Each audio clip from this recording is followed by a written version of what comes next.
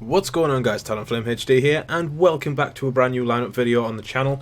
This time it's for tomorrow's game, which is the 22nd of October against West Ham United. Kickoff is 3 o'clock as far as I'm aware, so we're just going to jump straight into it. And pretty much to start off with, we'll have Jordan Pickford in goal. Obviously Manone is still out, as I say in every video. Manone is expected to return sometime in the new year, so until then, I do believe Pickford will continue in goal. Miga, I do believe he will start on the bench. We'll get to the bench as soon as we finish the starting lineup. So moving on to left back is the only real left back at the club, and that is Patrick Van Aanholt. Again, still needs to work on his defensive positioning. The whole team needs to work on their ethic, to be honest. But yeah, I'm just not gonna delve too deep into that because we really need 3 points. Moving to the centre backs, first off we have Papi Djilobodji, and his start in Sunderland shirts have been shaky, to be honest, but he needs to pick up his performances, because Djilobodji can be a solid centre back when he wants to be, but right now he just isn't being solid. He's creating far too many mistakes at the back, may eventually turn into Wes Brown, so I don't want that to happen.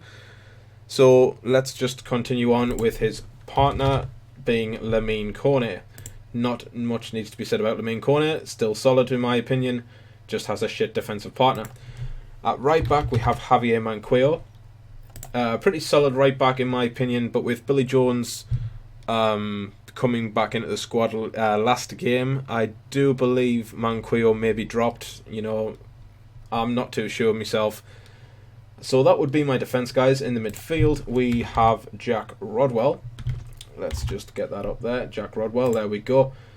Definitely not worth the money we paid for him. He's definitely not a starting player, but with Catamol injured and obviously Jan Kerkhoff out again, there's just no real centre mids to take his place, apart from obviously Paddy McNair, who we'll move on to.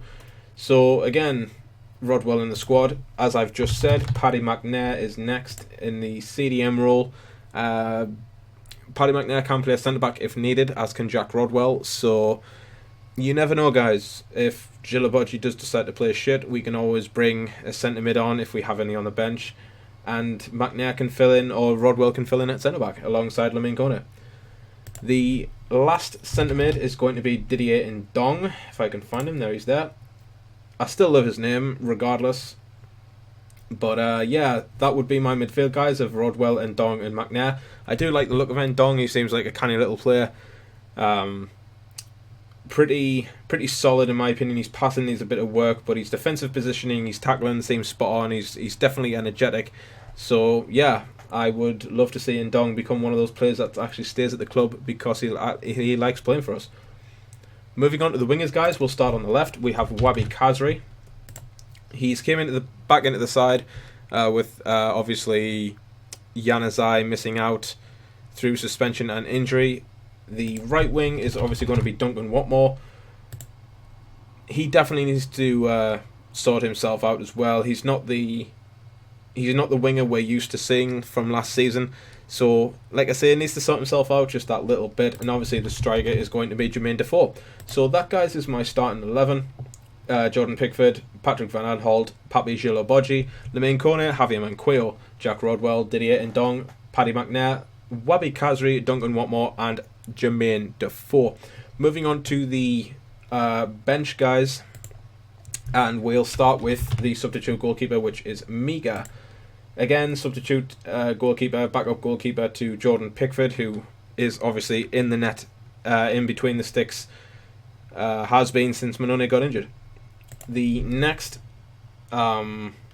substitute is going to be Billy Jones, if I can find him. There he's there, Billy Jones. Like I say, has recently come back from injury, made his return last game as a substitute, filling in at right back when Van Aanholt went off and Manquillo went to left back. The next substitute is John O'Shea, who is still versatile. He can play centre back, centre mid, and right back. Although I don't rate him as a centre-back or a right-back. I do rather prefer him in that holding midfield role in front of the back four rather than an actual centre-back. The next substitute is going to be Donald Love, who, in my opinion, could be a decent little player in a few years' time if given the chance in the team to get a few more games under his belt. Some game time really might help the young lad out. The next substitute is going to be Steven Pienaar, if I could spell Pienaar right. Pienaar for me, better as a cam rather than a left mid, as described in FIFA 17. But to be perfectly honest, guys, just Steven Pienaar in general, he's creative. Like I say, he's better pushed forward than he is held back. So if he does come on, I would like to see him pushed forward to support Defoe, Khazri and Watmore, rather than holding the midfield with either Rodwell, Ndong or McNair. Moving on to the last two substitutes, guys. The last one is, well, the second from last is going to be, I reckon, Landon Gooch. Primarily because we need that extra centre mid or possibly / winger in the midst, just in case Khazri or Watmore grabs an injury or they start getting tired. The last substitute I'm going to put in is Victor Anichebe, and for this we have to switch to 16 and go Anichebe.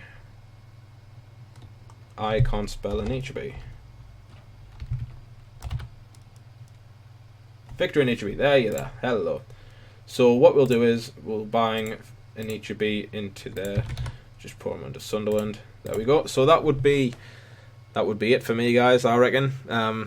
Those will be my substitutes of Mika, Jones, O'Shea, Love, Pienaar, Gooch and Anichebe.